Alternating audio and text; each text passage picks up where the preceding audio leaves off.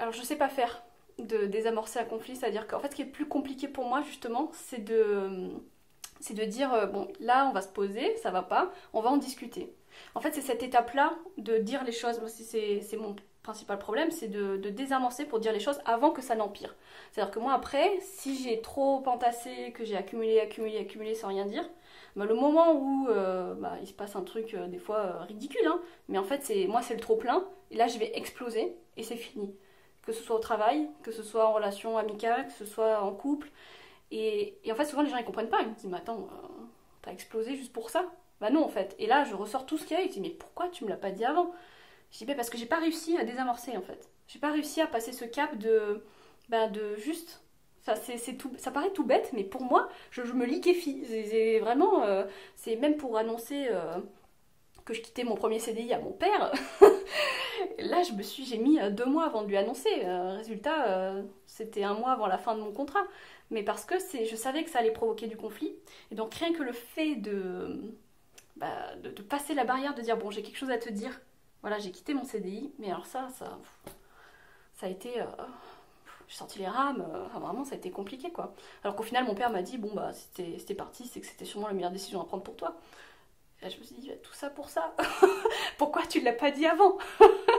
Mais c'est souvent ça en fait, et c'est ce qu'on dit toujours dans le couple aussi, c'est que la base c'est la communication. Si on communique, ça désamorce les conflits, ça voilà. Mais en fait, si on n'arrive pas comme moi à dire les choses dès le début, ben après ça prend des proportions énormes et le jour où ça pète, ben en fait c'est trop tard parce qu'on a tellement accumulé que. Et moi je sais qu'il me faut quelqu'un qui me dise.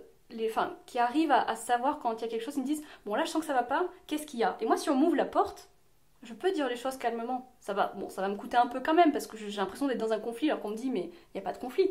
Je dis ah mais si pour moi c'est quand même un conflit donc je me liquéfie là de l'intérieur, je le vis mal mais en fait non, on désamorce avant que ça prenne une ampleur trop grave. Mais il me faut ça en fait, il faut ce petit coup de pouce là pour...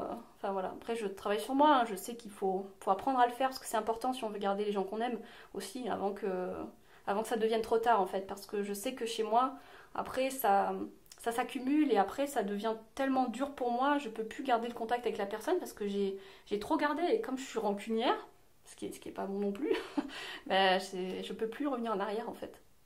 Donc il faut que je m'entraîne à passer ce cap. Est-ce que tu sais d'où te vient cette peur du conflit ou cette angoisse du conflit? Euh, je pense que j'ai peur du conflit par rapport à mon éducation à la base où il fallait toujours ne rien dire, c'est-à-dire que voilà, tu te tais, même s'il y a un truc qui va pas, tu te tais. J'ai toujours appris à me taire, à ne rien dire. Mes parents, je leur ai jamais, à part maintenant que j'ai grandi, mon père, je lui dis un peu plus les choses, mais ça me coûte. Mais c'est vrai que j'ai toujours appris à me taire. Et en fait, je sais que si je disais quelque chose, ça allait être pas très. Enfin, j'avais pas passé un bon moment, quoi. Donc, du coup, je pense que c'est ça. Et puis, parce que la colère me fait peur, en fait. Même si c'est un conflit, parce qu'on n'a pas forcément besoin de monter dans les tours hein, pour être en conflit.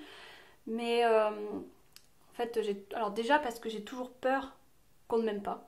J'ai toujours peur voilà, que quelqu'un ne m'apprécie pas. Donc forcément, quand on est en conflit, c'est qu'on a un problème avec moi. Donc moi, on met vachement en question et donc là, je le vis vachement mal si on me reproche quelque chose.